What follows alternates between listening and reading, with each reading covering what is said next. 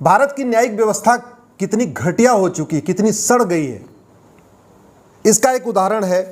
कल के अखबार में खबर आई है, सुप्रीम कोर्ट ने रवि खंडेलवाल जो जयपुर के रहने वाले हैं, जिन्होंने 1985 में एक मकान खरीदा था, उनके किराएदारों को बोला है कि अब खाली कर दो। आप जरा सोचिए, रवि खंडेलवाल ने 1985 में मकान खरीदा, उनके किराए, वहाँ जो किराए पर लोग रह रहे थे उनको खाली करने के लिए कहा, और 38 साल तक उनको मुकदमा लड़ना पड़ा। डिस्ट्रिक्ट कोर्ट में मुकदमा लड़ना पड़ा, हाई कोर्ट में मुकदमा लड़ना पड़ा, सुप्रीम कोर्ट में मुकदमा लड़ना पड़ा। अब सुप्रीम कोर्ट ने कहा कि भाई ये मकान खाली करो। इतनी सड़ी हुई न्यायिक व्यवस्था लेके हम घूम रहे कि जहां मकान खाली कराने के लिए एक मकान मालिक को 38 साल तक कोर्ट के चक्कर लगाना पड़ता है, डिस्ट्रिक्ट कोर्ट जाना पड़ता है, हाई कोर्ट जाना पड़ता है, सुप्रीम कोर्ट तक आना पड़ता है।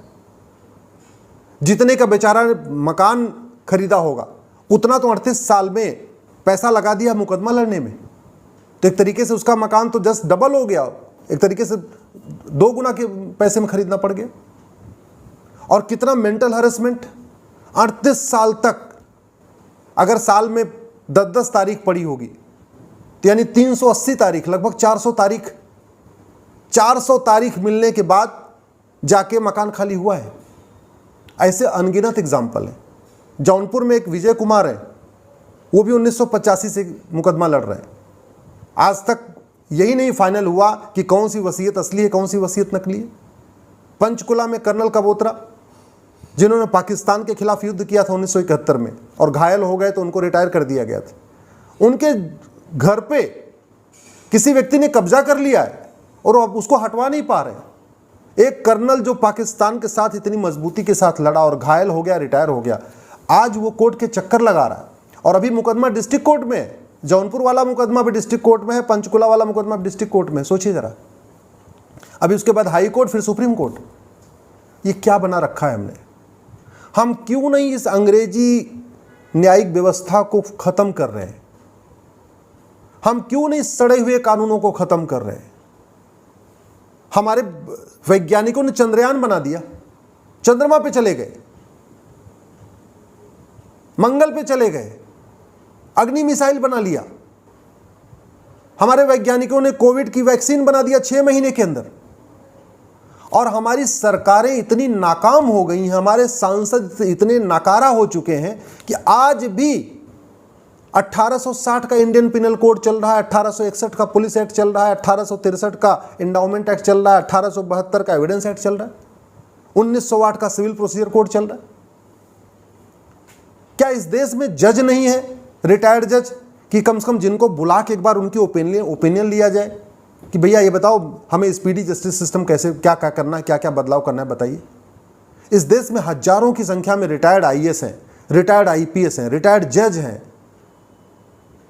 भूतपूर्व अटॉर्नी जनरल हैं, भूतपूर्व सॉलिसिटर जनरल हैं, भूतपूर्व एडवोकेट जनरल हैं। हम क्यों नहीं सबको बुला के एक बार एक हफ्ते, 10 दिन, 15 दिन केवल मंथन करते हैं, चिंतन करते हैं कि हमें 1 साल के अंदर मुकदमों पे न्याय कैसे मिलेगा, 1 साल के अंदर मुकदमों का फैसला कैसे होगा? इस पे चिंतन क्यों नहीं कर रहे?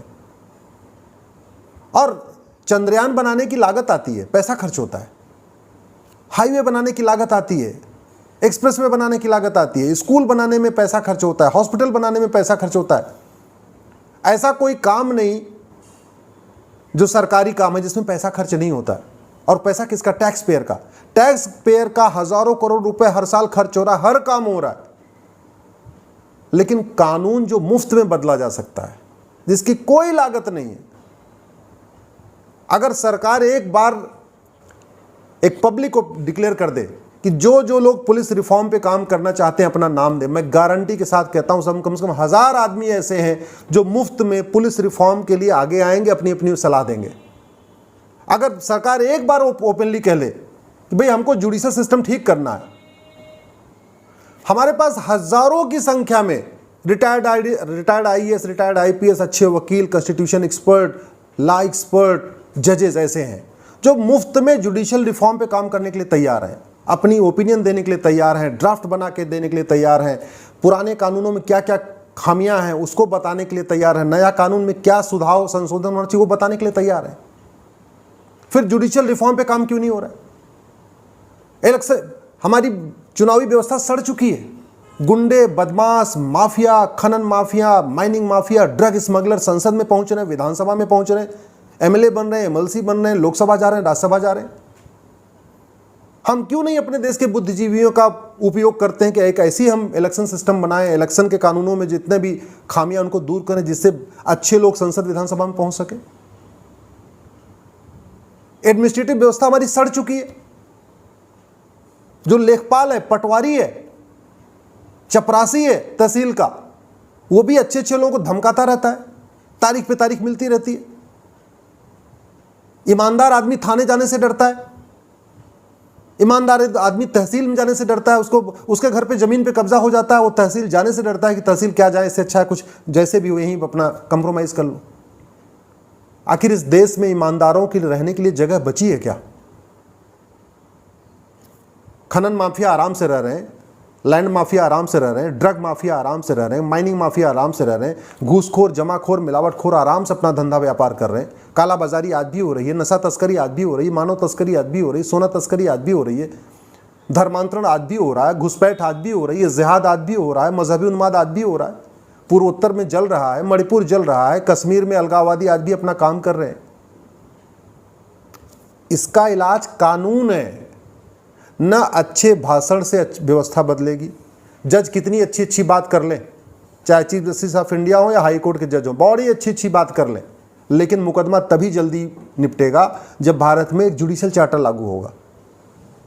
गृह मंत्री कितनी अच्छी बातें कर लें, पुलिस के अधिकारी कितनी अच्छी बातें कर लें, थाने की दलाली तभी कम होगी, पुलिस का भ्रष्टाचार तभी कम होगा, जांच तभी ईमानदारी से होगी जब एक पुलिस चार्टर लागू होगा। इलेक्शन में कितनी बड़ी बड़ी बातें कर ले, ये गुंडे, बदमाश, मवाली तभी इनका रास्ता बंद होगा जब इलेक्शन रिफॉर्म होगा। न हम सिटीजन चार्टर के ऊपर चर्चा कर रहे हैं, न हम पुलिस चार्टर के ऊपर चर्चा कर रहे हैं, न जुडिशियल चार्टर के ऊपर चर्चा कर रहे हैं, इलेक्शन चार्टर के ऊपर चर्चा कर रहे हैं, न एजुकेशन रिफॉर्म पे चर्चा हो रही है। नफरत सिखाने वाले स्कूल आज भी भारत में चल रहे हैं, जहां पे ये सिखाया जा रहा है कि नहीं कि ये रिलीजन अच्छा है, बाकी सारे रिलीजन खराब हैं। और एक नहीं, लाखों की संख्या में ऐसे स्कूल हैं। मदरसों में भी यही सिखाया जा रहा है, केवल इस्लामी अच्छा है, बाकी सब जहन्नुम में जाएंगे, नरक में जाएंगे। मिशनरी स्कूल में सिखाया जा रहा है there is only one God, Yeshu के अलावा कोई गॉड ही नहीं है। जो यीशु को नहीं मानेगा वो हेल में जाएगा, नरक में जाएगा। ये क्या हो क्या रहा है? खुली चर्चा करने में भी दिक्कत है। Election reform, police reform, judicial reform, tax reform, इस पे चर्चा क्यों नहीं हो रही है? इस देश में बुद्धिजीवियों की नहीं कमी, इस देश में देशभक्तों की कमी नहीं, इस देश में अच्छे लोगों की कमी नहीं है। फिर हम अच्छे लोगों की मदद क्यों नहीं ले रहे? बुद्धिजीवियों की मदद क्यों नहीं ले रहे?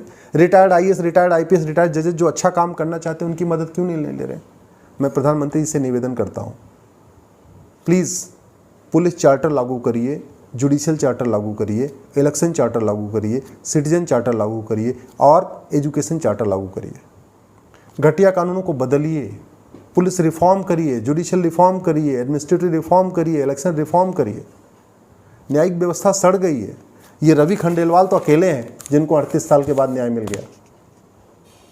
ऐसे बहुत सारे रवि खंडेलवाल और भी हैं जिनका 38 साल के बाद मुकदमा डिस्ट्रिक्ट कोर्ट में चल रहा है, फिर हाई कोर्ट आना पड़ेगा, फिर सुप्रीम कोर्ट आना पड़ेगा। मैंने जौनपुर का बताया, विजय कुमार का मुकदमा अभी चकबंदी अधिकारी के यहाँ चल रहा है जौनपुर में, उसके बाद एसओसी के यहाँ जाएगा, फिर डीडीसी के यहाँ जाएगा, फिर हाई कोर्ट जाएगा, फिर सुप्रीम कोर्ट आ जाएगा। कब उनको न्याय मिलेगा?